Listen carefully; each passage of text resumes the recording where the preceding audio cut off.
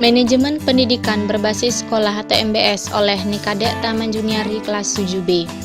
Yang paling utama dalam manajemen pendidikan berbasis sekolah atau MBS yaitu pertama, adanya model manajemen yang memberikan otonomi lebih besar kepada sekolah untuk mengatur dan mengurus kepentingan warga sekolah sesuai dengan peraturan perundang-undangan pendidikan nasional yang berlaku. Dan kedua, mendorong pengambilan keputusan partisipatif yang melibatkan secara langsung semua warga sekolah, baik siswa, guru, kepala sekolah, orang tua siswa, dan masyarakat dalam proses pengambilan keputusan yang dapat berkontribusi terhadap pencapaian tujuan sekolah, serta meningkatkan mutu sekolah berdasarkan kebijakan pendidikan nasional. Sehingga, diharapkan sekolah memiliki tingkat kemandirian tinggi, adaptif, antisipatif, dan proaktif, bertanggung jawab terhadap kinerja sekolah, memiliki kontrol yang kuat terhadap input manajemen dan sumber dayanya, komitmennya tinggi pada dirinya, dan prestasi merupakan acuan bagi penilaiannya. Tujuan MBS adalah memandirikan atau memberdayakan sekolah melalui pemberian kewenangan atau otonomi kepada sekolah, pemberian fleksibilitas yang lebih besar kepada sekolah untuk mengelola sumber daya sekolah, dan mendorong partisipasi warga sekolah dan masyarakat untuk meningkatkan mutu pendidikan.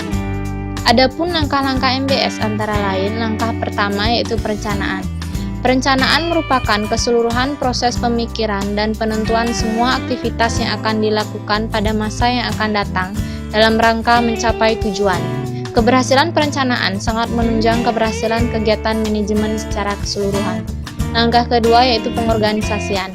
Pengorganisasian merupakan keseluruhan proses pengelompokan semua tugas, tanggung jawab, wewenang, dan komponen dalam proses kerjasama, sehingga tercipta suatu sistem kerja yang baik dalam rangka mencapai tujuan yang telah ditetapkan. Langkah ketiga, pelaksanaan. Tahapan dalam pelaksanaan MBS adalah sebagai berikut. Pertama, merumuskan visi dan misi sekolah. Kedua, menganalisa tantangan nyata. Ketiga, menetapkan sasaran dan target. Keempat, melakukan identifikasi fungsi yang diperlukan setiap sasaran. Kelima, melakukan analisis SWOT atau Strength, Weakness, Opportunity, dan Threat. Keenam, mengidentifikasi alternatif atau langkah pemecahan masalah. Ketujuh, menyusun rencana pengembangan sekolah. Langkah keempat yaitu pengawasan. Pengawasan dapat diartikan sebagai proses monitoring kegiatan-kegiatan yang telah dilaksanakan. Tujuannya untuk menentukan tujuan-tujuan yang secara nyata telah dicapai dan dilakukan perbaikan-perbaikan terhadap penyimpangan-penyimpangan yang terjadi. Karakteristik sekolah yang melaksanakan MBS berdasarkan tinjauan input pendidikan. Pertama, siswa sebagai masukan atau inputnya. Kedua, memiliki kebijakan, tujuan, dan sasaran mutu yang jelas. Ketiga, sumber daya tersedia dan siap. Keempat, staf yang kompeten dan dedikasi tinggi. Kelima, memiliki harapan prestasi yang tinggi. Keenam, fokus pada pelanggan yaitu siswa atau masyarakat. Berdasarkan tinjauan proses pendidikan, pertama, proses belajar yang efektif. Kedua, kepemimpinan yang kuat. Ketiga, lingkungan sekolah yang aman dan tertib. Keempat, pengelolaan tenaga pendidikan yang efektif. Kelima, sekolah memiliki budaya mutu. Keenam, sekolah memiliki teamwork yang kompak, cerdas, dan dinamis. Ketujuh, sekolah memiliki kewenangan atau kemandirian. Kedelapan, partisipasi yang tinggi dari warga sekolah dan masyarakat. Berdasarkan tinjauan output pendidikan, pertama, prestasi siswa yang tinggi, kedua, prestasi sekolah. Pada umumnya, output dapat diklasifikasikan menjadi dua, yaitu output berupa prestasi akademik dan output yang berupa prestasi non-akademik. Output prestasi akademik misalnya nilai ujian akhir nasional, lomba karya ilmiah remaja, lomba akademik baik bahasa Inggris, matematika, fisika, dan lain sebagainya.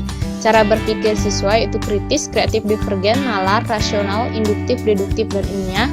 Sementara output non-akademik misalnya akhlak atau budi pekerti dan perilaku sosial yang baik seperti bebas narkoba, kejujuran, kerjasama yang baik, rasa kasih sayang tinggi terhadap sesama, solidaritas yang tinggi, toleransi, kedisiplinan, kerajinan, prestasi olahraga, kesenian, dan kepramukaan. MBS mempunyai fungsi yaitu untuk mencapai mutu dan relevansi pendidikan yang setinggi-tingginya. Kriteria yang digunakan MBS untuk mencapai keberhasilan yaitu keterlibatan masyarakat, guru, dan orang tua serta stakeholder yang dapat meningkatkan kualitas peserta didik. Created using Powtoon.